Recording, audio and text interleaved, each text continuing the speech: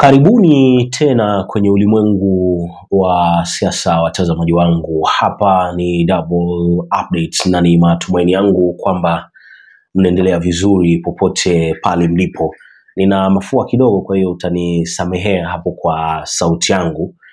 Hiyo haiwezi kazuia vitu kuendelea, si ndio? Sasa kwenye hii video kuna vitu vitatu vya muhimu kabisa ambavyo nataka tuviangalie or tuvizungumzie. Kitu cha kwanza ni Kalonzo kukataa mwaliko kutoka kwa kinara wa chama cha ODM, namzungumzia Raila Odinga, kuhusu sherehe hizo ambazo zitaandaliwa kule Pwani.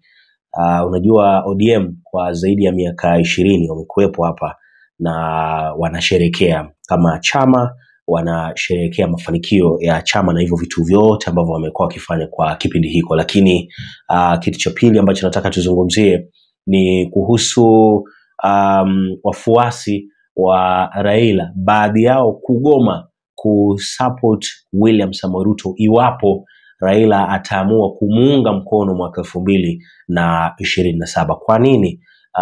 Baadhi ya wafuasi wa Raila Odinga wanadai kwamba itakuwa vigumu sana wao kumsupport William Samoei Ruto hata kama Raila atamsupport mwaka 2027. Lakini ya tatu, na kama Kalonzo angekubali mwaliko wa Raila Odinga kusherekea hizo miaka 20 za ODM huko Mombasa, ingechukuliwa vipi na wananchi ambao pia wanafuatilia siasa kwa ukaribu kabisa? Kwa hiyo ninachokuomba ni baki na mimi mwanzo mwisho. Make sure una like the video, kwa sababu ukilike utakuwa umenisupport sana. Lakini kwa wageni ambao tunakutana for the first time, a very big shout out popote pale mlipo. Na nyie pia nawaomba mjiunge na familia hii hapa kwa kusubscribe, kwa sababu hiyo ndio itawapa nafasi nzuri sana ya kuendelea kupata taarifa nyingi na mpya kila wakati. Lakini kwa wale ambao huwa wanashare mwisho wa video, bwana, mimi nawashukuru sana, kwa sababu ni njia mojawapo ambayo pia mnaweza mkani support nayo. But again, before niendelee, nina taarifa kwa team Double Updates. Nyie wenyewe mnajua namna ambavyo huwa tunafanya kila mwezi, na this time round tuko Koyonzo Special School. Kupitia mwalimu wao wanaomba tuwasaidie watoto hawa. Kwa hiyo uiangalie hii video, halafu wewe mwenyewe utatoa maamuzi yako peke yako, si ndio? Tazama ndo tuendelee. Team Double Updates. My name is Catherine Washiali, head teacher Koyonzo Special School for the visually impaired. I want to take this time to sincerely appreciate the work that Team Double Updates is doing to support people living in difficult circumstances, especially the learners with disabilities. I've really seen what they do, and that's why I'm here today, at least to put some requests across. Here I'm the head teacher of Koyonzo Special, and Koyonzo Special School is a young school, and it has so many challenges. Like, we don't have enough facilities, we have inadequate classrooms, our learners don't get food. The Ministry of Education gives us some support, capitation, but because it is not enough, that's why sometimes we usually ask for support from our potential donors. And I really want to appreciate the work that Team Double Updates is doing. Like, we don't have even a kitchen. Like, our learners here. Like, here I'm having 4 learners. I'm having Beverly Musondi. Beverly Musondi is a multiple handicapped child. She's blind. She's also physically impaired. She's also autistic, and she's living positively. So every day we administer this so that she gets on living with life. I also have Mombo here. Ravin Mombo is a total orphan boy. He's supported by a grandfather who is very old. The grandmother passed on. And these children, even the time of going home, they are never taken by their guardian. So sometimes we remain with them here at school. We get that maybe during holidays when these learners are taken, we take them back, because if we don't take them from home, they are not brought. The parents, the guardians do not have even money to bring them back to school. Like we have even just brought Mombo from home. Also have, Mombo is blind, Mombo is autistic, and Mombo is living, doesn't get food even at home. So I also have Samuel here is autistic, he's blind, and they don't have speech. So I also have, I think you can say your name. What is your name? What is your name? Dan Bahati. Dan Bahati is a total orphan boy. He's blind. He's also mentally retarded, so he's also under multiple class. So I really want to request that the team double update, if they can come in for our aid, because we are having many challenges. Even the workers are not enough, because like these children, they need a one-to-one support. So we even don't have enough food. And you know, when they are not satisfied, they cry. Like you are seeing, you know, she only took 2 cups of tea. I know she needs more. She needs more, that's why she's hitting herself. So we really appreciate if we can get support from the team of double updates. I thank you very much. Thank you very much. Have a blessed day. Thank you.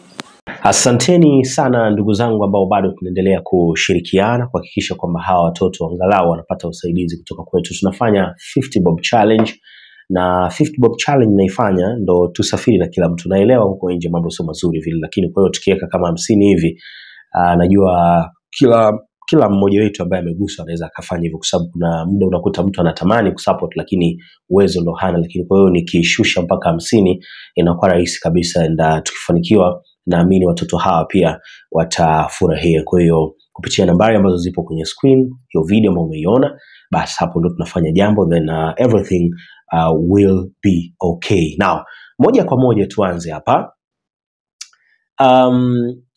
Unajua Kalonzo yeye mwenyewe alitoa sababu zake za kukataa mwaliko wa Raila Odinga kwenda kusherehekea miaka hizo 20 za ODM. But again, nataka niwaambie kitu. Hapa Kalonzo alitoa sababu yake ya kuna clashing engagement, prior commitment, kwamba yeye anasema hiyo si kwamba ODM watakuwa wanasherehekea, na yeye pia atakuwa anakutana na wanawiper. So inamaanisha na yeye pia ana mkutano wakati huo ODM wana sherehe zao au sherehe yao, si ndio? Kwa hiyo mwisho siku ikawa anasema bwana, mipango kama zimegongana hivyo, na yeye pia atakuwa busy. Though hii hapa naichukulia kama kitu cha kubandika au kutengeneza ili kuhakikisha kwamba Raila anakosa ile lawama, au anakosa kulaumu kwamba jamani, mimi nilimwalika Kalonzo Musyoka na yeye mwisho siku akakataa kujitokeza. Kwa hiyo nadhani Kalonzo naye faster naye akajitengenezea shughuli, akaona huu mtu, the best thing I can do ni mimi pia nitengeneze shughuli zangu hiyo siku ambao wanasherehekea, na mimi pia nina shughuli zangu. Kwa hiyo yani iwe siwezi nikaacha yangu nikaenda yako. So mwisho siku kila mtu afanye yake. Mimi nifanye yangu, wewe ufanye yako, then maisha yaendelee. Na hiyo alisema itafanyika tarehe 10. Sasa number 2, naamini pia Kalonzo ana wasiwasi ya kushare platform moja na William Samoei Ruto. And nyewe wenyewe mmekuwa mkiona, kwa wale ambao wanafuatilia siasa za hapa nyumbani kwa karibu sana, kumekuwa na maneno kwamba Kalonzo Musyoka mara ndo anataka kuingia upande ule mwingine wa Ruto, mara Ruto ndo anataka kumweka sijui awe running mate. mara si Kalonzo anaungana na kina nani. Kwa hiyo you can imagine Kalonzo kwenda kukutana na Raila Odinga, and of course akikutana naye hataongea vibaya vile.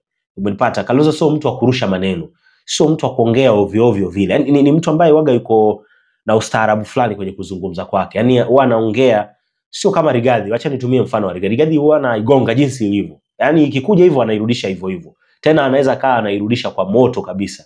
Umenipata? So Kalonzo sio mtu ambaye angeingia kwenye ile event akaanza kushambulia kusema jamani mmefanya makosa kwenda kwenye serikali ambao watu hawataki, mmefanya. Hangeongea hivyo vitu. Labda sasa angeiweka in a way that ingeonekana kama huyu Kalonzo vipi ameenda kwenye mkutano wa Raila. Kwa hiyo inamaanisha kupitia Raila o Ruto sasa kupitia Raila wanataka kumuingiza Kalonzo kwenye serikali, au ni kitu kipi kinafanyika? Kwa hiyo ni kitu ambacho ndio nitaizungumzia kwenye topic yetu ya 3 kwamba Kalonzo kama angehudhuria mkutano au sherehe za ODM huko Mombasa, watu wangezungumza nini? Mimi nahisi kitu cha kwanza hapo ni kukataa kabisa kukaa kwenye platform moja au kwenye ukumbi moja na William Samoei Ruto. Kwa hiyo hapo kidogo inaweza kaa imemsaidia kidogo. Lakini pia number 3, naamini kuna respect ambayo amempa Raila, lakini kuna distance ya I think kuna political distance, naweza nikasema hivyo. Like respect for Raila but political distance. Namheshimu sana. Umenielewa? Namheshimu sana. Lakini kisiasa hatuwezi tukafanya nini? Hatuwezi tukakaa sehemu moja. Umenipata? Though unakuta Kalonzo yeye anasema namheshimu nini. Tumekuwa na historia ndefu, tumefanya 1 2 3, lakini this time round itakuwa tofauti kabisa mimi kukaa na wewe. And hata watu wenyewe wangekuwa wanasema huyu Kalonzo vipi? Mbona kama hajiamini na nini? Anaenda kufanya nini huko? Yule ni mtu ambaye tayari ameshafanya nini? Ashatu betray. Afu ukiangalia Raila hesabu jinsi zilivyo, I don't know ni kitu kipi atafanya 2027, but again future Raila kwenye siasa za hapa nyumbani, sawa, bado anaweza kawa na mchango, anaweza kawa na hiyo influence, anaweza kawa na uzito kwenye baadhi ya maamuzi kwa sababu bado ana numbers na nini na vitu kama hivyo. Lakini trust me, sioni hapa mbele kama Raila atakuwa rais. Kiukweli mimi sitaki kudanganya. Sawa, vitu waga vinatokea, lakini Raila kuwa rais sioni. But mtu kama Kalonzo bado anapambana, anataka hiyo nafasi ya urais na ana ndoto ya kuwa rais. Kwa yani kuungana na Raila ambaye tayari watu washamuona msaliti, you can imagine watu wangeonaje hiyo au watu wangeichukuliaje hiyo situation ambapo eti sijui Kalonzo ameenda kukutana na Raila, wapo kwenye sherehe, watu wanasherehekea na nini na vitu kama hivyo. Lakini pia mimi namuelewa Kalonzo. Unajua kuenda na kutoenda zote zina advantage na disadvantage, na hiyo tutaangalia. So Kalonzo I think this time round ameamua tu kujiamini. Pia naweza nikaongezea hiyo. Ameamua tu kujiamini kwamba jamani mimi na uwezo, ninaweza nikiwa tando hivi niko peke yangu na labda hata watu wengine. Unajua kwa muda mrefu watu wamekuwa wakisema Kalonzo bila Raila hayupo tena. Kalonzo bila sui nani hayupo tena. But again this time round Kalonzo ni miongoni mwa watu ambao ni watu muhimu sana kwenye uchaguzi ambao unafuata, uchaguzi wa mwaka 2027. Yani anytime anatembea na Raila unakutaga umaarufu wake unashuka. So mimi naamini this time round itakuwa tofauti sana kwa Kalonzo Musyoka. Now kuna nilikuwa nafuatilia hapa, anaitwa Dan Manzo. Anaitwa Dan Manzo. Dan Manzo kuna kitu hapa amesema and mimi nakubaliana naye. Dan Manzo anasema Raila is aware that even if he supports Ruto, half of his own support base will reject Ruto unless Ruto steps down and supports Raila for president. I can assure you that a Kalonzo versus Ruto candidature, Ruto will lose, and a Kalonzo versus Raila candidature, Raila will lose. Umenipata And hii hapo ukiangalia tayari ndo nakurudisha kwenye point yangu ya kwamba Kalonzo ameamua kujiamini. This time round sio swala la kushika mtu koti ama sio kushika mtu kunishika mkono, ameamua yeye mwenyewe kujiamini. Kwa hiyo yani yeye kukosa kwenda pale pia imeonyesha kwamba jamaa siku hizi ashaamua kufanya vitu vya kwake ambavyo yeye anaamini vinaweza vikampigisha hatua. And mtu alikuwa ananiambia unajua Ruto ana bahati sana, ana Raila Odinga ambaye anamsupport.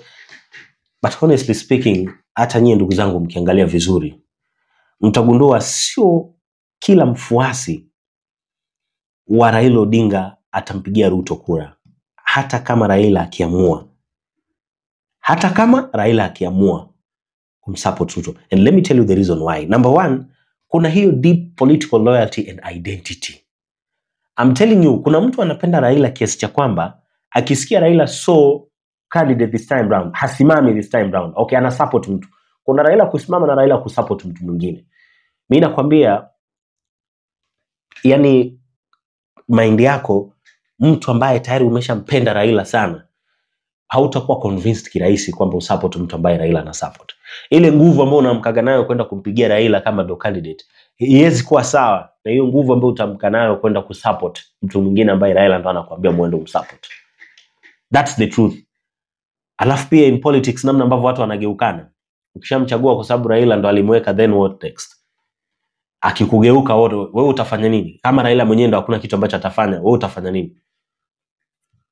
Umeelewa? So kuna watu tu ambao ni watu wake Raila Odinga, especially kutoka Luo Nyanza, part ya Western, sio yote, Nairobi, lakini pia vile vile na Coast. Wanaona kabisa huyu ndo mtu wetu, Raila ndo mtu wetu. Kwa hiyo yani ni wachache, sio wengi. Yani point yangu sio kwamba hawatapigia Ruto kura wafuasi wa Raila, but sio wote na sio wengi.